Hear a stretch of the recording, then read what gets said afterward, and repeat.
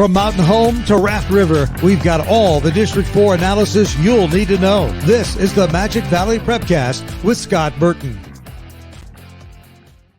That's right. Welcome into another edition of the Magic Valley Prepcast on IdahoSports.com, brought to you by the Idaho Division of Public Health. We're breaking down everything going on in District 4. Brandon Baney with Scott Burton. Scott, what's going on?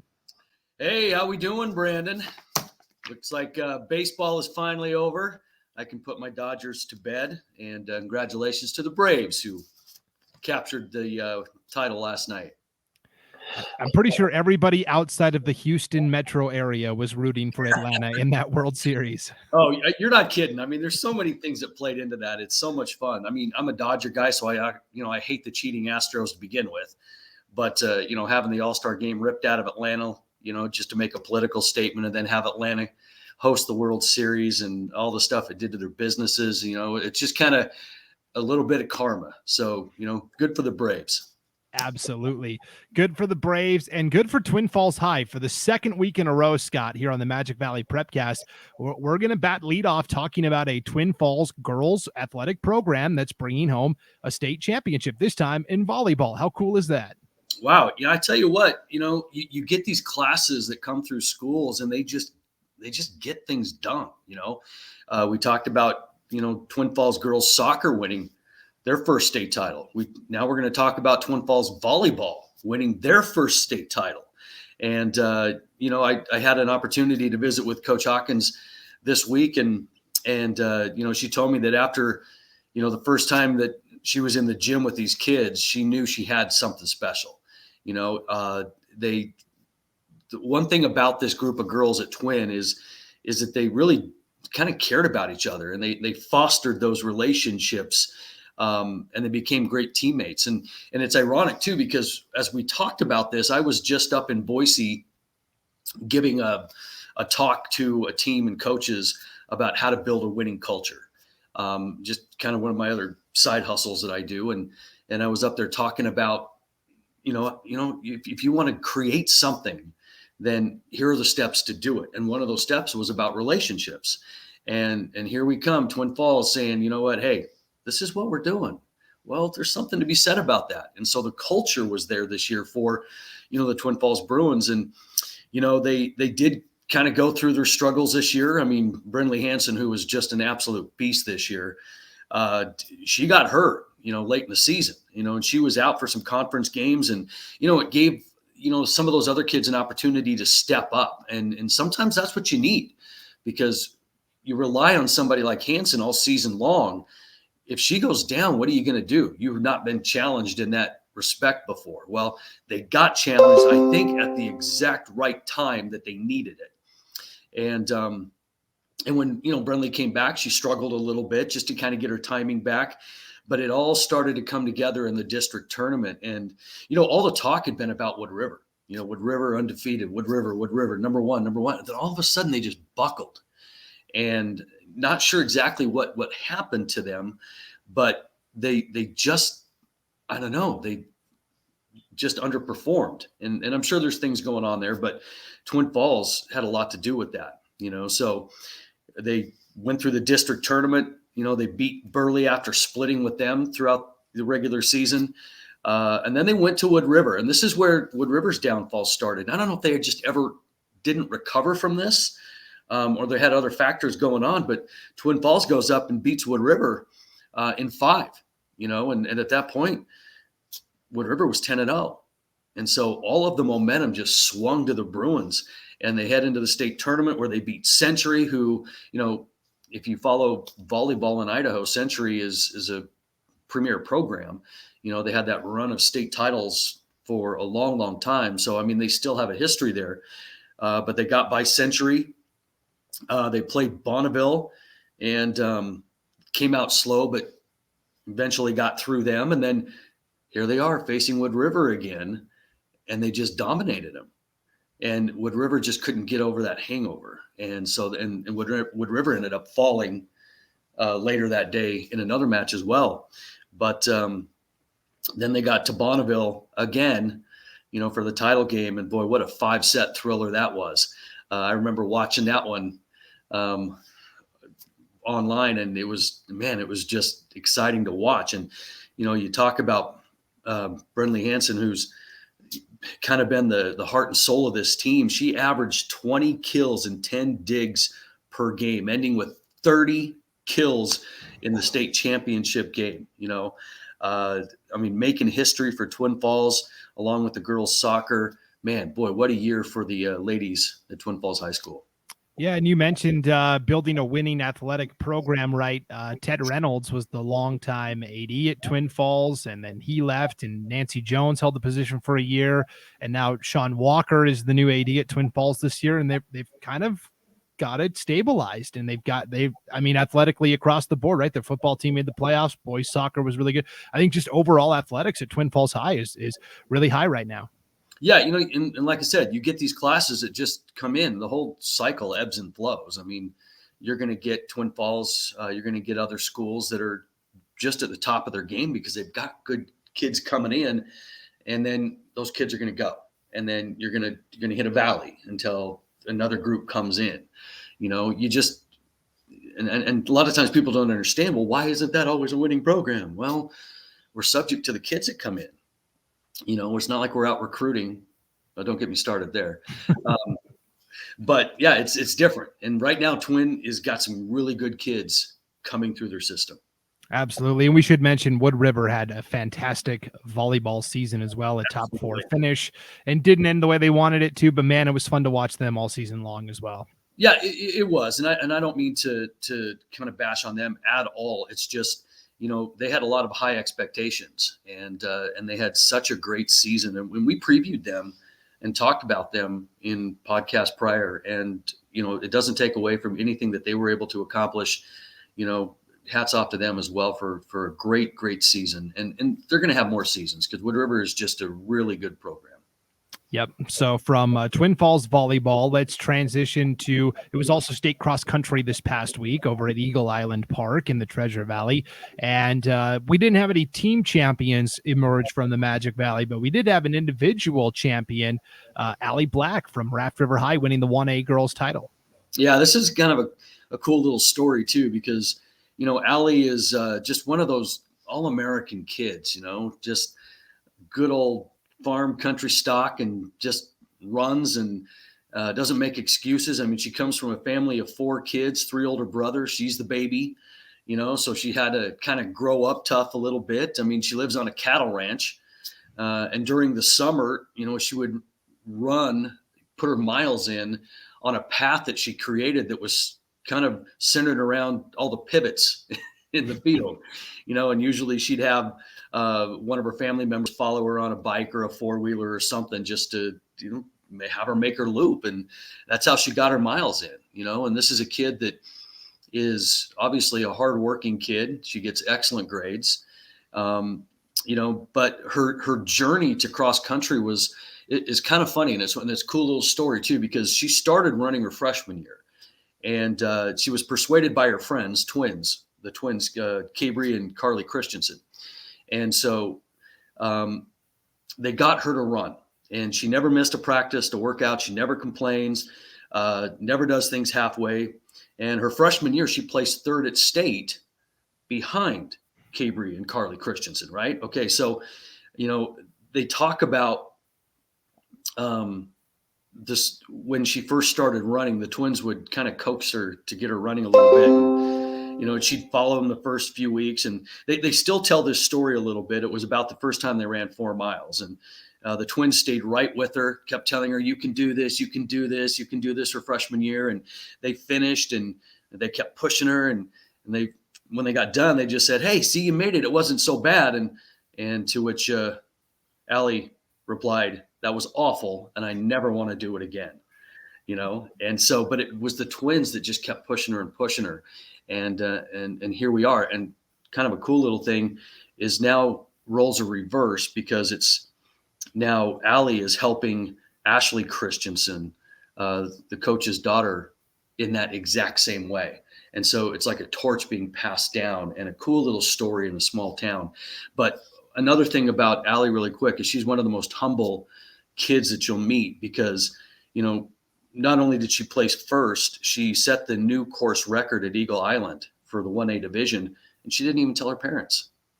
She didn't want that kind of, notoriety or that publicity. She didn't want the attention, In fact, it was her coach that made her put state champion on her sweatshirt because she wasn't going to do it. That's just the kind of kid that she is. And it's really kind of one of those coaches' dreams, hardworking kid, humble, no excuses. And, and a state championship for a kid who deserves it, Allie Black. Yeah, what an awesome story. I mean, 4 years ago, Raft River didn't even have a cross-country program, right? It was started by the Christensen twins, Cabry and Carly, because they wanted to run cross-country. And so they said, well, we need enough to field the team. So you're going to have to go find some other people to run besides just the two of you. And now, it's almost a mini dynasty at Raft River, right? Yeah, it is. I mean, it's funny how those things start in small towns, and all it takes is just a couple of kids to get it going. And then when you've got brothers and sisters that just keep coming, that legacy is just going to get stronger. And that's exactly what's happened in Raft River. And so hopefully they can keep that going. Yeah, Cabry and Carly Christensen are both running at Utah State now collegiately for one of our cross-country races we broadcast earlier this year on IdahoSports.com. I got to do a quick video interview with the Christensen twins, and that was a lot of fun. They're having a lot of fun at college and continuing to perform well. So, good. Yeah, it's really nice to see that Raft River tradition continue. Speaking of Raft River, their football team is finally going to be back in action after a first round bye as we get into the quarterfinals of the 4A, 3A, 2A, 1A postseason. And man, there were some, before we can talk about the quarterfinals, though, we got to revisit some of these wild first round games, especially in the 4A ranks, especially. So let's take a break. We'll hear from our sponsor, the Idaho Division of Public Health, and then we'll come back and dive into these football brackets. So hang tight. We'll be back in just a moment here on the Magic Valley Prepcast on IdahoSports.com. It's time to start planning for back to school. That's why I got my kids vaccinated for COVID-19. Kids 12 and older can get vaccinated. The vaccines have been researched and tested. They're safe and they work. And I hope everyone will choose to get vaccinated too. Back on the Magic Valley Prepcast, IdahoSports.com, Brandon Baney with Scott Burton as we transition now to what happened on the football field this past week in the opening round of the playoffs. And I think the conversation has to start, Scott, at the 4A level, and with Minico losing for the first time all year to Valley View, 28-12 in a first-round upset. Yeah, boy. I mean, that was a shocker when you talk about the 14th seed getting a win on the road. I mean, it opens up a lot of questions. And for Minico, you just feel like their heart got ripped out and the pit of their stomach just sank because, I mean, they were just cruising, having this great season, undefeated. And, their prolific rushing attack is held to 92 yards total. I mean, Valley View had something planned and they had it planned right. But, we had talked about this a little bit as well. If Minico ran into a situation where their running game wasn't working, are they able to throw the football? And the answer all season's been no. They just can't throw the ball. And they were forced into a situation to where they had to throw the football. And they just couldn't do it. And defensively, they gave up 28 points. But, for Minico, gosh, you can't take away what they were able to accomplish this season, a Great Basin championship, but it just came crashing down on them last week. And boy, just kind of a sickening feeling in Minico.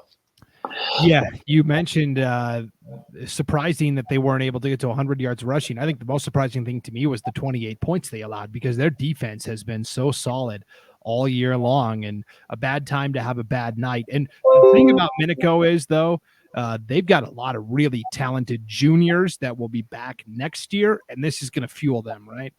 Well, you hope so. I mean, this could go one of two ways. I mean, winning breeds winning. But at the same time, if you have a good core, then a disappointment like this might create a hunger, So it's going to be in how the coaches sell it. But, Coach McCaffrey over there is doing a fantastic job. And I know he'll sell it the right way to his kids. And you haven't heard the last of Minico. Like you said, they've got a strong returning class, and they're going to be vying for another district title next year. Absolutely. Well, it was a rough night overall for the Great Basin Conference as the three playoff teams all went 0-3. Twin Falls had to travel to Bishop Kelly to play the Knights. They lost 49-21. BK is on fire right now. If I'm Pocatello this week hosting BK, I'm worried. Yeah, BK is BK. We could have an entire podcast over Bishop Kelly and kind of the makeup of their school and how they maximize 98% of their people in extracurriculars or whatever it is. I mean, they are just a different animal because they just have those kids, But this game with Twin Falls was, it was close in the first half. I mean, it was back and forth and 28-14 at the half. So it was anybody's, game at that point. But, Bishop Kelly just kind of flexed their muscle and showed why they are one of the 4A powerhouses. And, they finished with the, Hadley Smith, their quarterback, 227 yards, 3 touchdowns. Their stud running back, 26 carries, 196 yards, 4 touchdowns. Jason Buss, wide out, 118 yards, 2 touchdowns. So, I mean, they've got a really good group of 3 solid skilled players. They can do it, with the quarterback, the running back, and the receiver. And then, you factor in Bishop Kelly defensively is really, really good. But they're going to have a test in front of them with Pocatello coming up. That should be a really good game, I think, because, Pocatello is big up front on both sides of the ball. Defensively, they've got great linebackers, Pocatello does, that fly to the ball, they plug holes, and their D-line is aggressive, and their defensive backs don't give up a lot of, big plays. And Pocatello's got a very quick running back that can make guys miss and good receivers that can make you pay. So, that's going to be a really good game, Bishop Kelly and Pocatello this week rather. Yeah, it's going to be a fantastic quarterfinal matchup. Mountain Home had the toughest draw of anybody, 16 seed overall, had to go all the way up north to Sandpoint to play the top-ranked Bulldogs, and they get shut out 46-0. This was a Mountain Home season that started with progress, but kind of like last year, injuries really derailed this team to the point where they were kind of limping across the finish line. Yeah, and poor Mountain Home, I mean, they drive all that way just to get blitzed 46-0, all 46 of those points coming in the first half, and that, Sandpoint takes foot off the gas, and then that's the end of it. But, you're right. Mountain Home started promising, but, the Great Basin this year was just kind of not very strong. I mean, let's be honest. It just really wasn't a very good conference this year. We had Minico, who did really well, Twin, who did well, and then everybody else, bleh. There was nothing underneath those two. And so when you talk about Minico and Twin, I mean, they didn't get challenged in their conference. And now they're expected to step outside and play Bishop Kelly and Sandpoint and try to keep it close. It's not going to happen until the Great Basin Conference, football-wise, is strong from top to bottom. This is what's going to happen. And that's kind of why Mountain Home was in there. Mountain Home finishes with a record of 3-7, and they made the playoffs. Well, that's because the Great Basin Conference this year was not very good. And I that's just the way it is. That's the truth. And until it gets stronger, we're not going to have these teams advance very far. Yeah, let me ask you about that, because you are the athletic director at Jerome. You know the Great Basin well, obviously. This is the second year in a row this has happened, where last year Jerome, Minico, and Twin all lost in the opening round. So what I hear from fans in other parts of the state is, why does the Great Basin get so many teams in? Maybe can you talk about that a little bit? It is a 7-team conference, but I think there are questions from fans in other parts of the state.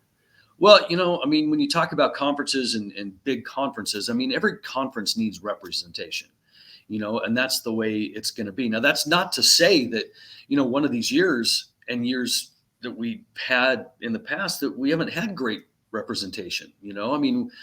We've had teams go deep into the playoffs.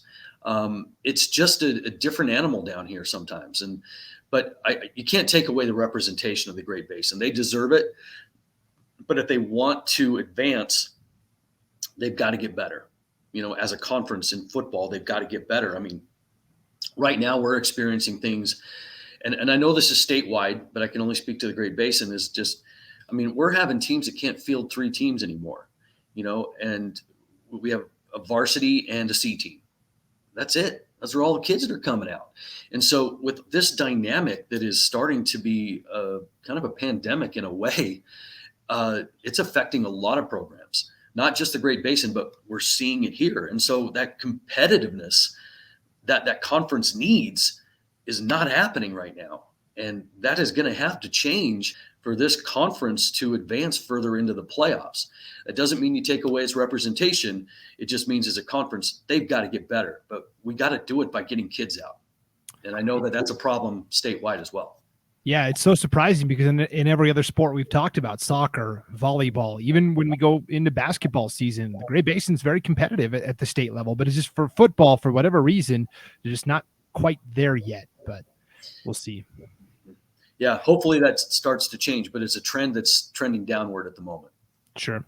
Well, let's move on to the 3A ranks where Buell was competing in the playoffs. Kind of the feel-good story of the year, I think, in the Magic Valley. We talked about it last week with Coach Alan Reynolds, and they walked into a buzzsaw. I mean, they got the lowest seed possible of the teams that were seeded in the first round of the 3A playoffs.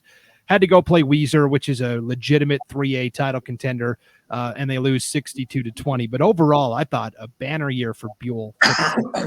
Yeah, I mean, absolutely. It doesn't matter what was going to happen in this Weiser game. The fact that Buell got there was huge for that community and huge for that program that was coming out of just an awful time. And Coach Reynolds returning home where his roots are, getting his team to win some games and know what it feels like to win some games, because that's something Buell just hadn't had. I mean, they were just a doormat for a lot of teams. And I mean, they were the ones that played the most homecoming games, if you know what I'm saying, because, Buell just wasn't going to be competitive. Well, Coach Reynolds changed that and got him to the playoffs in his first year. So regardless of what happened with Weiser, this was a successful year that's going to pay some dividends for Buell down the road. It's going to get people excited about football in Buell again. I think that league overall with Gooding, Kimberly, Buell, and Filer, all four teams I thought had outstanding seasons. Gooding is still playing, of course, and I think that race next year is going to be really fun to watch. That conference is going to be tough. Oh, it absolutely. It's just been Gooding and Kimberly all these years, but now all of a sudden with the emergence of Filer, and now Buell, are you kidding me? So you've got four teams that really can get after each other. They still have got a ways to go to close the gap with Gooding right now, but it's great to see. That's what we're missing when I talked about the Great Basin a minute ago, is those four teams in that conference. They're going to beat each other up and they're going to compete with each other, and that's what a conference needs to make themselves better. Absolutely. Well, let's take a look at that 3A bracket real quick. We'll put it up on the screen here. So if you're watching the video on the IdahoSports.com YouTube channel or Facebook page, you'll be able to see it. If you're just listening to the audio only on IdahoSports.com or wherever you download your podcasts, that's all right. You can still follow along with the bracket. We've got all the brackets on our homepage, IdahoSports.com. So if we look at this 3A bracket now, Gooding is the number 2 seed overall. They will actually play another district champion in Timberlake, the champions from up north in District 1. Timberlake really likes to run the football. They've got that wing T-based attack, but I think Gooding here should have no problem advancing. No, Gooding is, getting a pretty good draw. They're big enough up front that they can handle, a running game. I'm going to be calling that game for Idaho Sports, so make sure you tune in to that one. Paul and I are headed to Gooding, but I see Gooding advancing. And that semifinal, if Weiser gets through Snake, that should be a pretty interesting game. Yeah, that'll be a really fun game to watch. I think it's going to be interesting because Gooding, had the week off. Weiser had to play right away. So does that give them a little more momentum? I'm not sure. And that matchup would be about as even as it could be across the board. A lot of years, Gooding, Weiser could be a state championship matchup, right? It's just absolutely. There's some teams that you look up and down this 3A bracket that really kind of get your attention a little bit. On the bottom side, obviously Gooding and Weiser, but on the top side, obviously number 1 Homedale and number 4 Sugar. You can't turn your back on Sugar for 1 second at anything. So I look at those 4 teams. And if I'm prognosticating, it's going to be Homedale and Sugar, Gooding and Weiser, and then I see Homedale and Gooding in the state title game. I see it going chalk, but I also see it a very good tournament.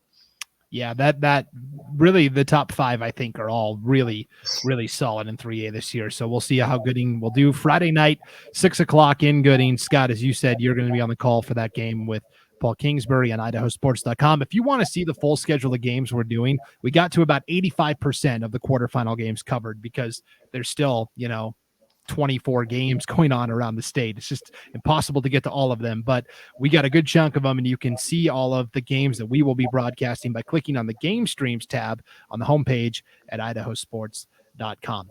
The 2A bracket, real quick, we'll take a look. Declo had a first-round bye, and I think, boy, they're into a tough matchup. I think they got seeded kind of low. I look at Declo as a number 6 seed. I think they should at least be 5. Bear Lake, I think, has no business being the 4th seed overall. They're a little overinflated because of their max prep ranking. But that's neither here nor there. So Declo now has to play Firth, the runner-up from a year ago, in Holt Arena Friday night at 8:15. This will be a tough matchup, but a winnable one for Declo. It is. I think, and I agree with you, I think Declo should be ranked a little bit higher than that, which means that 6th ranking is probably not indicative of how good Declo is. But it's on the turf at Holt Arena. Declo is ground and pound.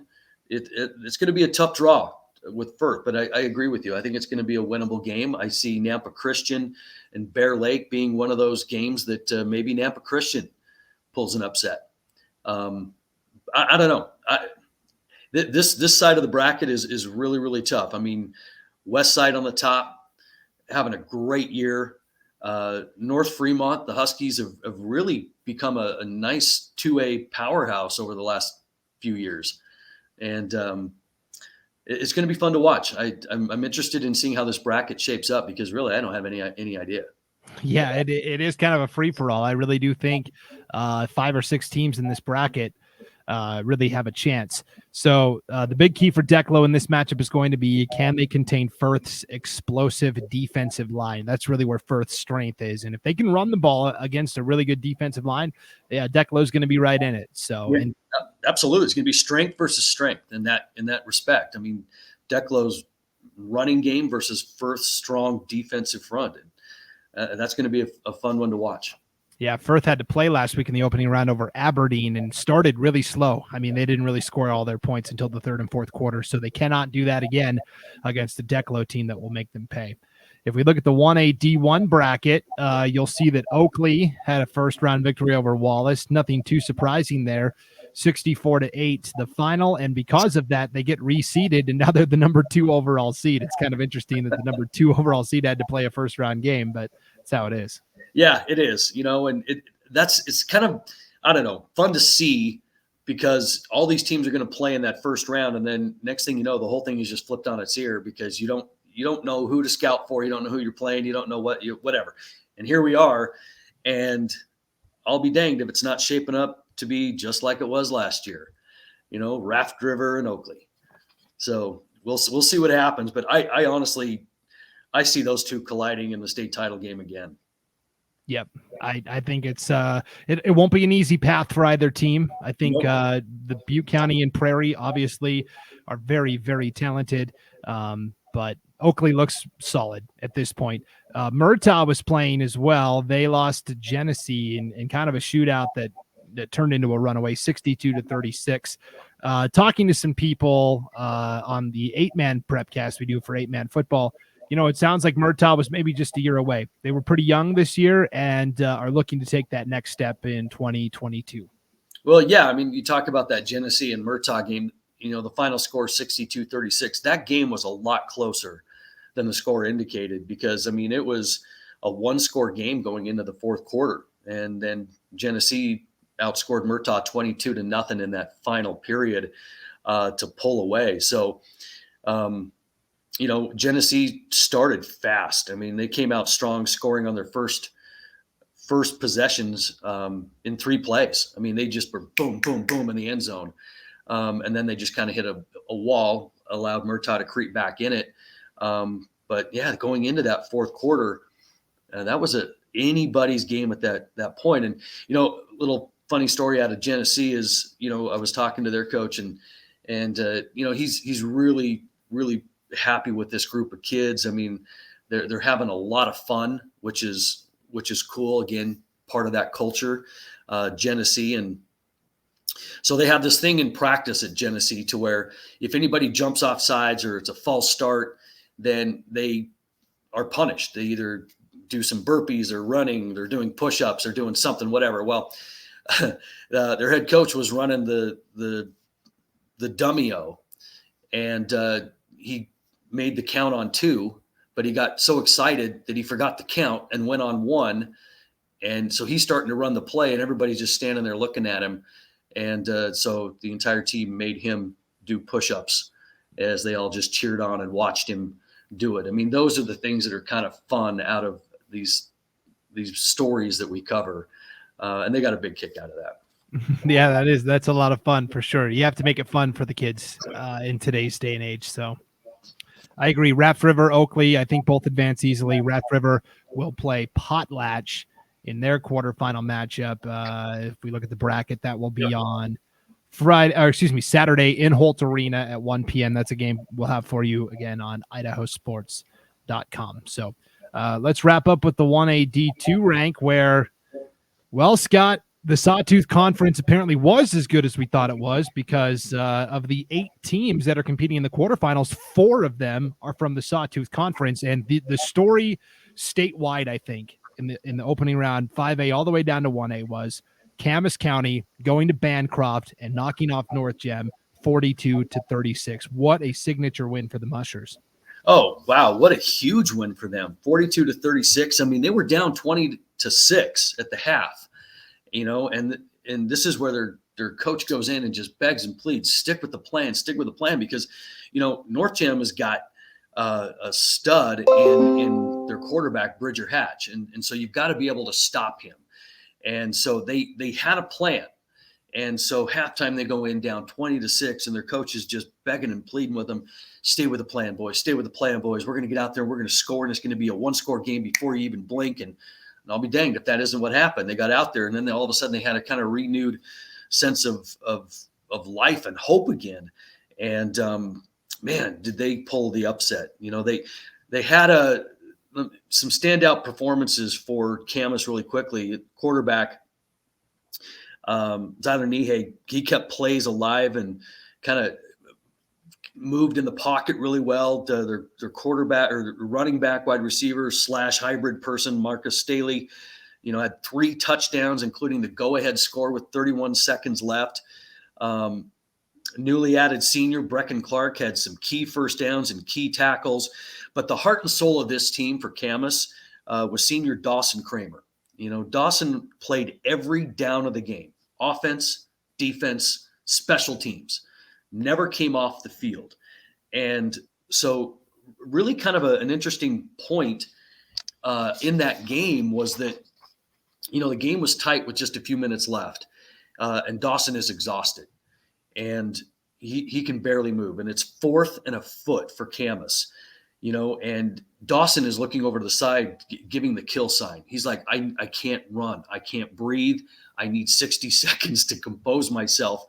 And they were going to give him the ball on 4th and a foot because they needed this first down. And so their coach is like, okay, wait a minute. Let's get a measurement. And you can look at it and you can see they're not even close, right? So he's like, I'm calling for a measurement. And one of the players for Camas is like, Coach, it's short. He goes, shut up. We're getting a measurement. And then 2 other players chime in, Coach, we could see it. It's short. He's like, shut up. We're getting a measurement. So finally, after all of that, they got the measurement that they wanted, which also gave Dawson a chance to catch his breath. They went back, first down. Kind of a funny story. And I love talking to these small town coaches because they have a different game that they're playing versus everybody else. And this is why I love small town more than anything is, you're standing on the sidelines, and this is coming from Camas coaching staff. He's hearing a parent right over his shoulder saying the D-end isn't crashing, Oh, okay, well, maybe a D-end isn't crashing, and then if there's a helmet problem or a cramp, he's grabbing people, fans, parents.